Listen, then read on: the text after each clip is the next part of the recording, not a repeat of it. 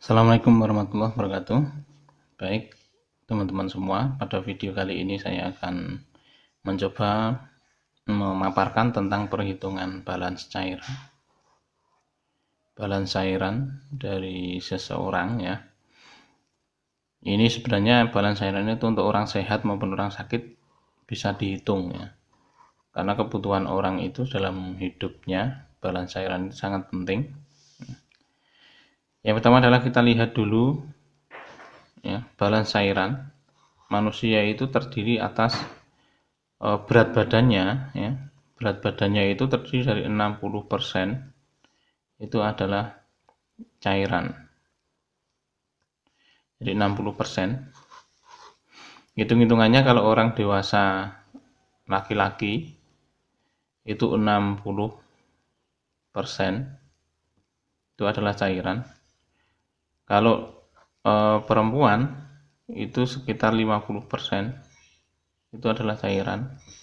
Kalau anak-anak ya, anak-anak itu sekitar 80% itu adalah air isinya. Nah, ini ya, misalkan ini ada 60% dari berat badan, yang ini 40%, ini material-material yang lain ya, benda-benda padat yang ada di tubuh kita. Yang banyak itu adalah cairan. Kemudian kondisi ini adalah harus seimbang ya. Ketika orang itu minumnya banyak, dia minum banyak, atau ada cairan masuk dalam jumlah yang banyak, maka ada reaksi dari tubuh ini untuk mengeluarkan ya, Kalau minumnya sedikit, maka yang dikeluarkan juga akan sedikit. Kalau yang masuknya banyak, maka yang dikeluarkan juga akan banyak. Agar tubuh ini mempertahankan keseimbangan ini, dalam kondisi seimbang ini. Jumlahnya tetap 60%. Nah, berasal dari manakah cairan ini harus seimbang ya? Nah, yang sebelum itu saya akan sampaikan dulu, kalau kemudian dia nggak ada masuk, minumnya sangat sedikit, maka yang dikeluarkan juga akan sangat sedikit agar seimbang ini. Masalahnya apa? Masalahnya ketika keluarnya sedikit, minum itu keluarnya sedikit, cairan itu keluarnya sedikit, maka yang akan bermasalah adalah ginjalnya. Ginjal bermasalah karena dia memfiltrasi, membuang kotoran. Fungsi ginjal kan untuk membuang sisa-sisa kotoran-kotoran ini. Kalau untuk membuang ini dia butuh cairan banyak untuk proses pembuangan, sedangkan air yang ada di sini sedikit, maka ginjalnya ini akan kerja berat.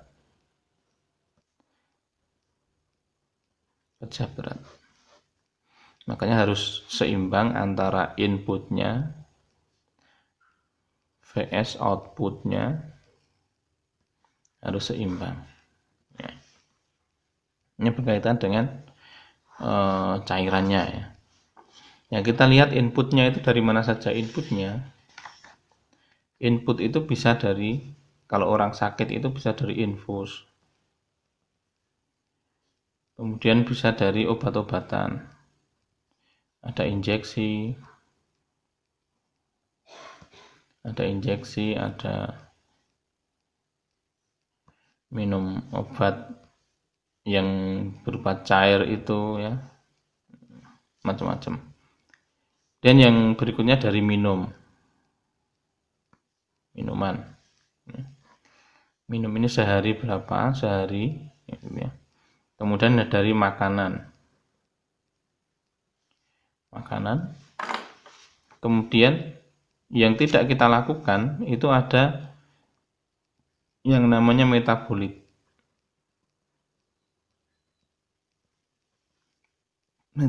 water, cairan metabolik. Ada infus biasanya kalau di orang sakit itu diberikannya normal 20 TIPM atau tetes per menit nih ya. Ada yang 10 tetes per menit, ada yang 20 tetes per menit. Ada yang advice-nya itu 500 cc per 24 jam. Ada pula yang advice-nya itu ini tetes per menit, ini cc per 24 jam. Ada yang kebutuhannya misalkan dia butuhnya itu cuma 100 cc per jam. Nah, ini hitung-hitungannya beda-beda nanti ya. Cuman tujuannya sama, dia memberikan infus sejumlah berapa cc dalam 24 jam. Kemudian obat-obat itu biasanya injeksi, obat yang diminum cair itu yang menimbulkan cairan itu bertambah, masuknya cairan itu bertambah.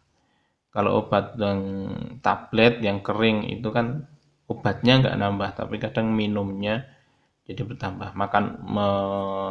Minum obat sambil minum air ya gitu ya. Dan kalau minum, orang rata-rata kan minum itu sekitar, kalau 1 gelas itu 250 cc ya. Nah, sehari minumnya berapa gelas kan gitu ya. Bisa pagi, siang, sore, malam misalkan. Jadi 4 gelas berarti 250, jadi kali 4 ada 1000 cc. Ya. Bisa begitu ya. Kemudian dari faktor makanan, kalau makan ini banyaknya kan material padat ya. Material padat. Airnya berapa? Cairannya berapa? Itu kalau kita susah menghitung ya, sekitar antara 300 cc-nan lah. 300 cc. Nah, ini inputnya ya. Kemudian metabolic water ya. Metabolic nanti akan kita bahas ya. Berapa? Kemudian kita nanti akan bahas tentang infus juga. Infus dan metabolic water akan kita bahas setelah ini ya. Ini masalah input ya. Masalah inputnya. Kemudian yang berikutnya adalah masalah outputnya. Keluarnya. Dari mana saja keluarnya air itu? Bisa dari urin. Yang paling banyak adalah urinnya. Urin. Kalau pasien itu terpasang DC, dower catheter, maka gampang. Jadi di urin bag itu kita tinggal ngukur berapa cc. Nah, tapi kalau dia tidak pakai DC, nah kita sulit untuk mengukurnya ya. Kalau dia aktivitas ke kamar mandi, kita bisa tanyakan berapa kali BAK ya. BAK. Nah, rata-rata BAK berapa? Nah, BAK berapa cc per kali. Nah, ini bisa kita rata-rata lah ya. Sekitar ya urin itu secara normal kalau tidak ada keluhan, tidak ada inputnya kurang atau inputnya berlebih, normal kan sekitar 1000 sampai 1500 cc ya. Sekitar itulah ya. Ini 1000 sampai 1500-an cc normalnya kalau untuk keluar ya. Kalau perhitungannya sebenarnya ada GFR-nya berapa kayak tadi ini ya. Di sini dia butuh menyaring, untuk menyaring itu gross GFR ya, gross filtration rate-nya itu berapa, itu nanti bisa dikalikan sejumlah 24 jam itu berapa. Ini normal ada ya, nanti silakan kita bisa cari ya. Tapi rata-rata kurang lebihnya adalah sekian ini. Kalau urin kita pakai DC, mudah sekali kita menghitungnya ya, tinggal kita catat ya. Kalau kita butuh balance cairan yang sangat ketat, kemudian di DC tidak terpasang, bisa juga kita membuat tampungan ya, dikasih tampungan. Tampungan setiap kali BAK tinggal di suruh nampung, nanti dihitung 1 kali BAK, BAK yang kedua, BAK yang ketiga, semacam itu. Ini urin. Kemudian yang kedua adalah ada juga keringat. Gimana cara menghitung keringat? Nah, ini susah ya. Kita nggak bisa menghitung keringat. Kemudian juga ada yang namanya feses. Nah, ketika feses ini kita menghitungnya juga berapa? Susah ya.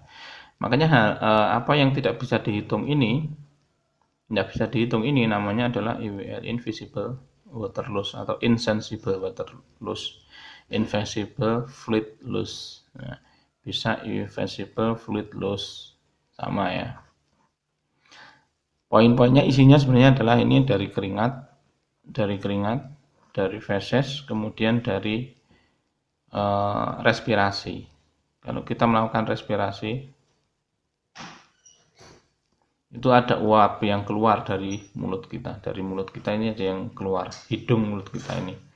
Cairannya akan keluar. Ini namanya invisible water loss atau insensible fluid loss ya. Ini nanti akan kita hitung. Kita masuk ke infus ya. Nah, infus tadi ya. Kita coba bahas tentang infus yang ini tadi. Infus yang pertama, misalkan kita pakai hitung-hitungan 20 tetes per menit. Maka kita kalau untuk menghitung balance cairan, ini kita butuhnya adalah per 24 jam. Atau kalau yang lebih ketat di ICU misalkan per 8 jam. Kalau ada yang lebih ketat lagi adalah per jam. Ya, coba kita akan pakai yang per 24 jam. Infus ini ada 20 tetes per menit. Rumusnya untuk menghitung berapa berarti 24 jam berapa cc. Nah, rumusnya adalah semacam ini. Ini kita ambil, ini adalah tetesan makro ya, tetesan makro. Ada tetesan mikro ya. Mikro ini 20, mikro ini 60 tetes 1 cc. Kalau makro itu 20 tetes 1 cc. Kita pakai yang ini ya. Rumusnya adalah tetesannya berapa? 20 tetes per menit. Berapa jam? Kalau menit ini dijadikan jam, maka kalikan 60. Menit menjadi jam ya. Kemudian dikalikan kita mau butuhnya berapa jam? 24 jam atau 8 jam atau jam. Kalau kita butuhnya 24 jam, maka di sini adalah 24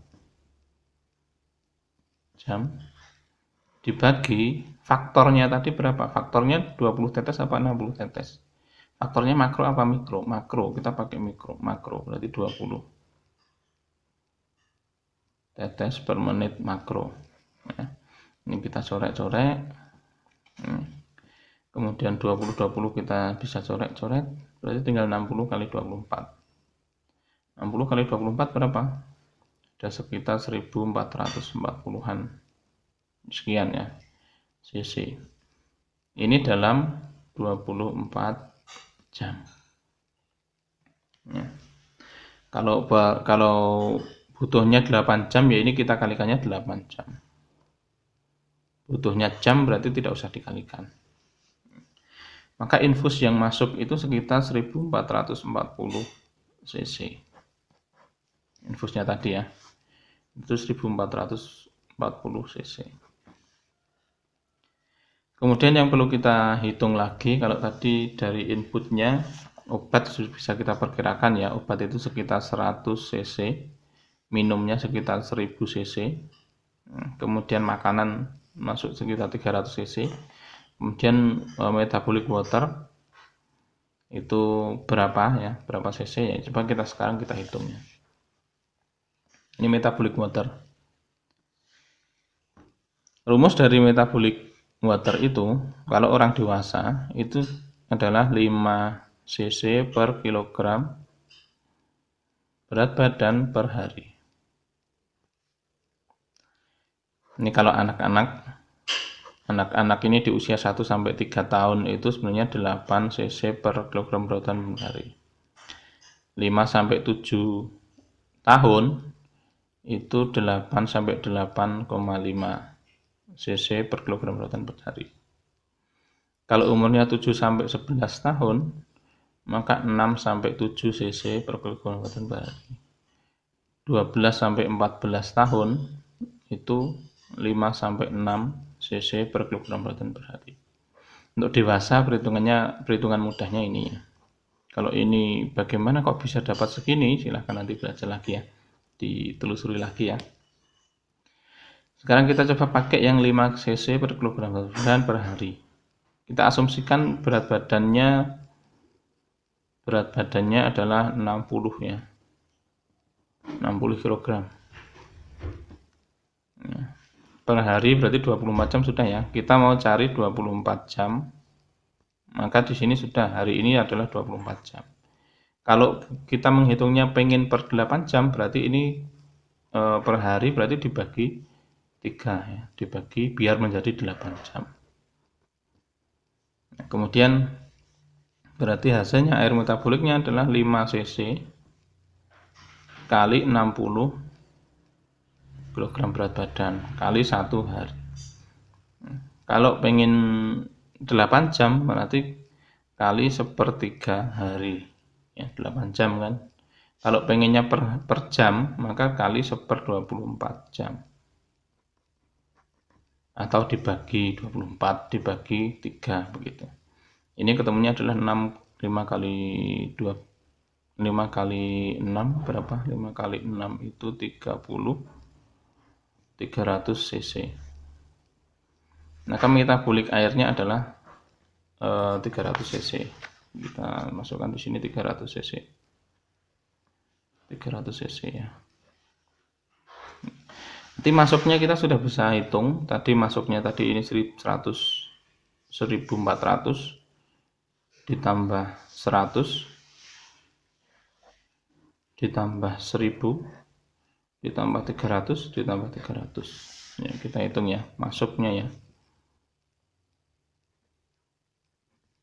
Input sama dengan 1440 ditambah 1000 ditambah 100 ditambah 1 2 3 300 ditambah 300 berapa ini teman-teman? Ini 600, 700, 1700, 2000, 3000, 3140 cc inputnya. Inputnya sudah ketemu semua. Sekarang outputnya, teman-teman tadi outputnya urin DC kalau kita bisa ngitung sudah ya antara 1500-an ya, 1000 sampai 1500 ini. Kemudian keringat, feses dan lain-lain ini adalah dari IWL. Sekarang kita lihat IWL. IWL itu secara normal adalah 15 cc per kilogram berat badan per hari. Bagaimana kok bisa dapat begini? Ya silahkan browsing ya. Ini isinya adalah dari keringat, dari feses, dari pernafasan ya. Pernafasan. 1, 2, 3. Kurang lebih adalah 15 cc per kilogram berat badan per hari. Kalau tadi kita pakai 60 kg, bebek 60 kg, maka 15 cc kali 60 kg kali 1 hari.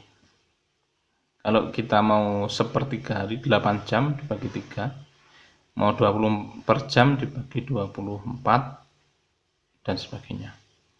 Maka ini ketemunya adalah 15 kali 6, 15 kali 6 itu 900 cc. Invisible loss-nya adalah 900 cc ya, 900 cc. Nah, kita lihat teman-teman, IWE-nya sudah kelihatan. Tadi ini infus urinnya 1500, kemudian IWL-nya 900 ya. Maka totalnya adalah 2000. Output adalah 1500 ditambah dengan 900 cc. Berapa? Ada 2400 cc. Nah, ini ya. Maka dari input yang sejumlah ini outputnya. Maka balance cairannya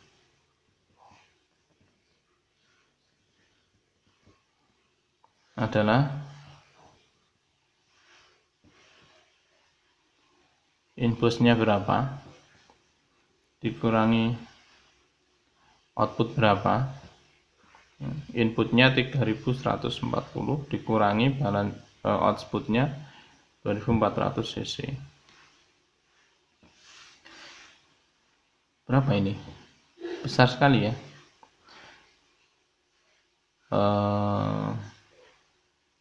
3100 dikurangi 2400, maka ini ada 740 cc positif. Nah, inilah nanti yang perlu dipertimbangkan. Kelebihan sejumlah ini berbahaya bagi tubuh apa tidak? Bahaya atau tidak? Kita biasanya mentolerir antara plus 500 sampai dengan minus 500 cc. Kalau sampai plusnya 700 kayak gini, berarti berbahaya. Tadi kita ngitungnya salah-salah ya, yang di outputnya urin ini, kalau inputnya banyak biasanya urinnya akan menjadi banyak juga ya. Kita perhitungan normalnya 1500.